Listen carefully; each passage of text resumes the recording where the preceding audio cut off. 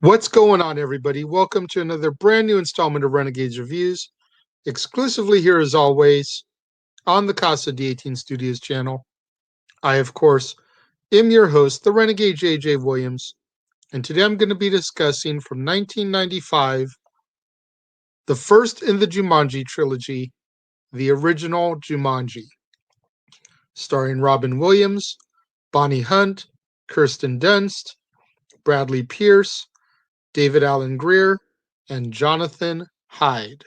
What's going on, everybody? Thank you for joining me here once again for another brand new installment of Renegades Reviews, and the first in yet another trilogy featured here on Trilogies Month, the start of the Jumanji trilogy. And this one is really fun and different because virtually none of the actors in the original film appear in any of the sequels. There's a repeat character between the original and the second movie, but the actor has been recast. It's completely different actors playing the character. So let's get right down to it, shall we? Our film opens in the year 1869, and two boys are burying a chest in the ground in Brantford, New Hampshire. We then fast forward 100 years, and it's 1969. And the parish name is very well respected in the town of Brantford. There's a statue of General Angus Parrish, who's a Civil War hero and three-star general. There's the parish hall at the Cliffside School for Boys. Sam Parrish owns Parrish Shoes in town, and he, his wife Carol Ann, and his son Alan live in Parrish Mansion, which has been in the family ever since Angus Parrish many, many, many years ago. Now, our main character is young Alan, and Alan is constantly pushed around by Billy Jessup. And one day, Billy and some of the other local kids chase Alan on bikes. So Alan rides as fast as he can to his dad's shoe factory. When he arrives, goes inside, and he's trying to seek some refuge from his father in the family business. While he's there, he sees Carl, and Carl's one of his dad's employees, as well as kind of a friend to Alan's. And Carl shows him a shoe prototype that he's made all by himself. When his father shows up, Alan puts the shoe down, and it progresses down a conveyor belt towards a processing machine. Sam tries to give Alan some advice. He tells Alan that he needs to stand up for himself. Otherwise, Billy will just push him around for the rest of his life. So Sam is unaware, though, that there are more kids down there with Billy. It's not just a one-on-one situation. So Alan goes down there to stand up to Billy and the others, but he ends up getting jumped, beaten up in the process. The boys steal Alan's bike, and they take off. Alan then follows the sounds of tribal drum beats that he hears to a construction site, and he finds the chest that was buried 100 years ago with a board game inside of it called Jumanji. Alan brings the game home, and that evening, Sam tells Alan that it's time for him to go to the Cliffside School for Boys, become a man, stay in the parish hall, just like he did all those years ago. Alan feels that his father's trying to get rid of him, that his dad doesn't love him. And an argument ends up ensuing between Alan and his father. Alan decides he's going to run away from home, but his friend Sarah Whittle shows up with his bike because Sarah is kind of sort of dating Billy. Alan invites her inside to play Jumanji with him, and the two kids begin the fantastic and horrific adventure game. Sarah rolls first, and the game piece moves all by itself. A message appears in a dome on the board, and Sarah begins hearing an eerie sound. Alan then inadvertently rolls after being startled by the chiming of a clock, and he ends up getting sucked into the game until someone rolls a 5 or an 8. A swarm of bats appear as a result of Sarah's roll, and they proceed to chase her out of the mansion. We then flash forward again, and it's 26 years later. Peter and Judy Shepherd move into the parish mansion with their Aunt Nora. And Nora has become the legal guardians of Peter and Judy ever since their parents died in an accident on a ski trip to Canada the winter prior. Peter and Judy discover the Jumanji game in the attic, and they decide to begin playing. Their roll summons giant mosquitoes and swarms of monkeys. Peter ends up rolling doubles, so he gets another turn. He then rolls a 5, which unleashes a lion, as well as a grown-up Alan Parrish. Alan is unaware of what year it is, and as he roams out to the streets, he ends up bumping into Carl, and Carl is now a police officer because he had gotten fired from the shoe factory over the shoe incident. He took the rap for Alan for having destroyed the machine. Alan searches for his parents, and he goes to the shoe factory, figuring he'll find his father there. His father was always working. And Peter and Judy are in pursuit of Alan. When they reach the factory, a homeless man tells Alan that his father, Sam, abandoned the business in order to search for Alan, all the way up until his death in 1991.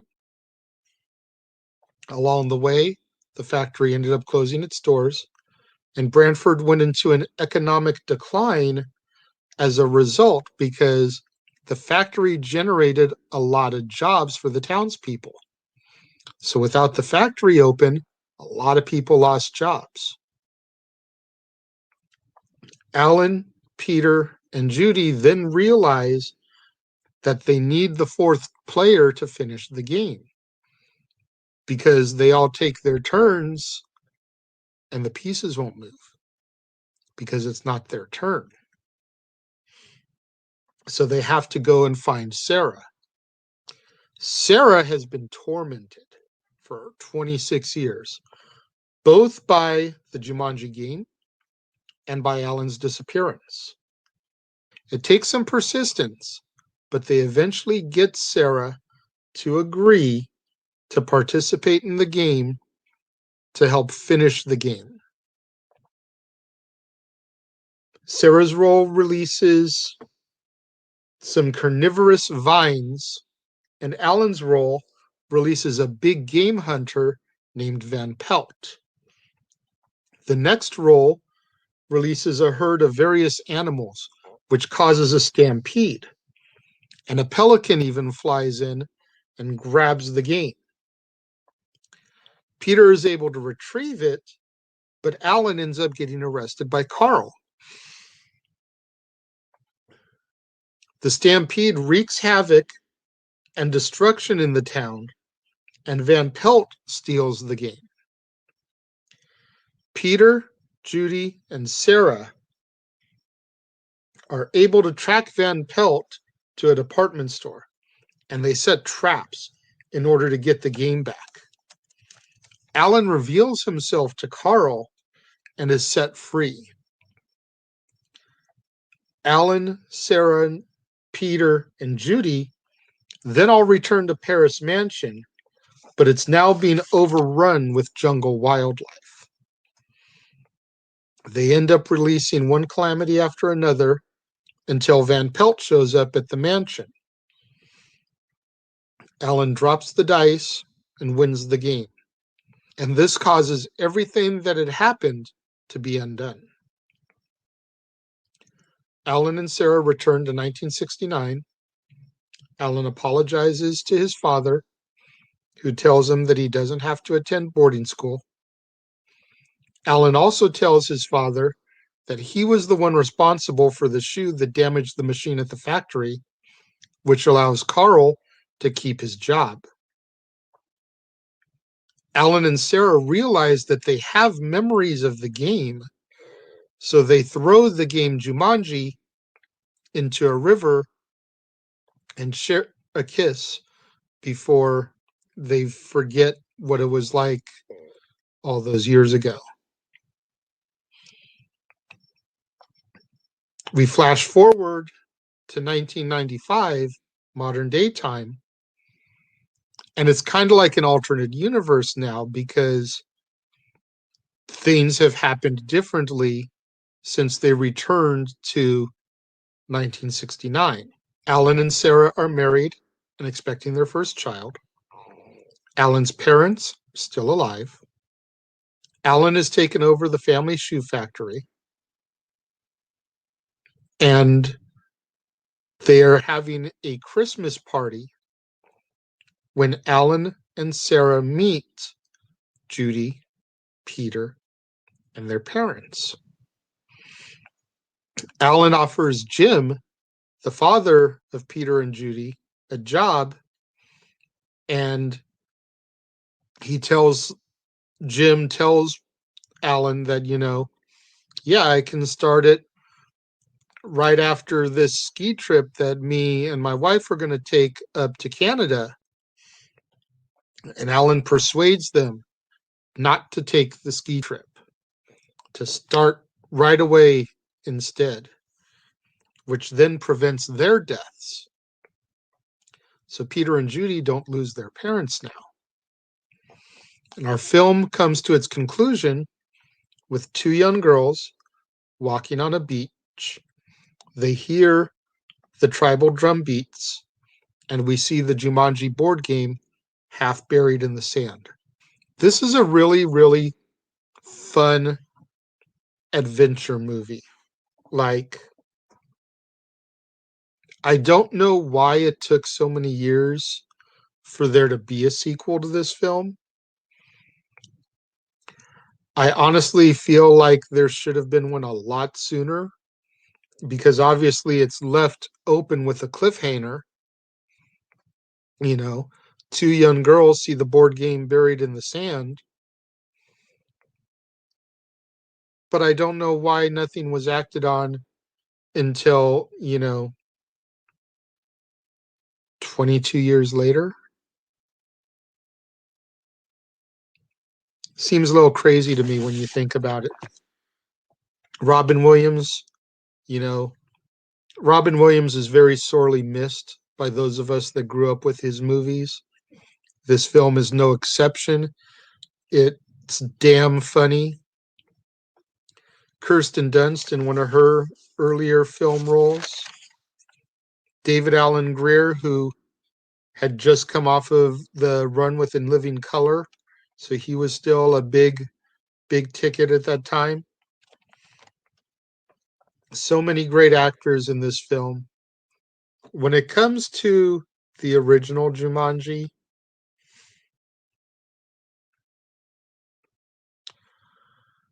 I'm torn because I'm going to go ahead, and this may be controversial, but I'm going to give it 3.5 out of 5 stars. Only because I feel like that there are certain things that come in the sequels that are better than the original.